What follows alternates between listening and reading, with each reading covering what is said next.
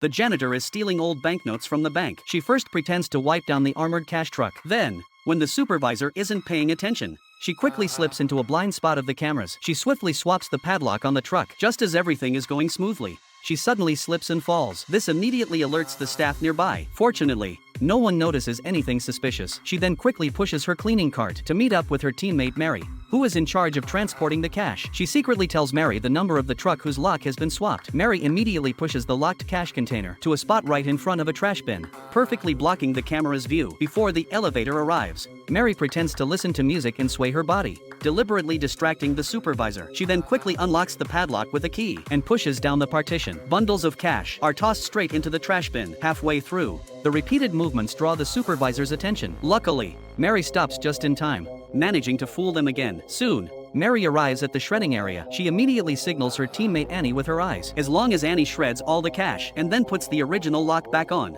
their theft will go completely unnoticed. Annie pretends to go to the bathroom and waits for the teammate to bring the original lock. The janitor arrives shortly after and quickly tosses the lock to Annie. However, she accidentally drops the key to the fake lock down the drain. Just as they are panicking, the janitor suddenly remembers that Mary has a spare key on her. She immediately calls Mary, asking her to find a way to send the key up. But the bank's security system is extremely strict. Not only are everyone's movements and schedules restricted, even going to the bathroom is monitored in real time. As a result, Mary can't get to the shredding floor at all. Yet Annie is about to shred the truckload of cash with the swapped lock. If she can't open the fake lock, the original lock can't be put back. Sooner or later, the supervisors will notice. At that moment, Mary suddenly comes up with a brilliant idea. She hides the key inside a piece of chewing gum. Just as she's about to use the elevator to send it up, she discovers two bank employees inside. To avoid raising suspicion, Mary pretends to be extremely angry and seizes the moment to fling the chewing gum into the elevator. When the elevator reaches the shredding floor, the janitor immediately rushes in and retrieves the chewing gum. Okay?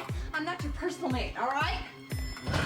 Just as the two of them are left speechless, the janitor excitedly breaks open the chewing gum and takes out the key hidden inside. She immediately pushes her cleaning cart and rushes toward the shredding area. At the same time, the supervisor finally notices something suspicious on Annie's end and steps forward to inspect her. Just as the plan is about to be exposed, the janitor arrives in time and deliberately asks the supervisor to open the door. Taking advantage of the moment, she tosses the key to Annie. Only then do they narrowly manage to switch the original lock back without incident. But it's not over yet. She has to rush back to the elevator and pretend to collect trash so she can retrieve the $200,000 Mary planted there. Now the problem is how to safely get the cash out. While everyone is having afternoon tea, the janitor immediately signals her teammates. The three of them then pretend to go to the restroom. At this point, as long as they stuff all the cash into their clothes, they can successfully avoid the security check. Just as everything is going smoothly, the supervisor suddenly notices something wrong through the cameras and rushes into the lobby to stop the janitor. Have they been discovered? Follow me. There's more excitement to come.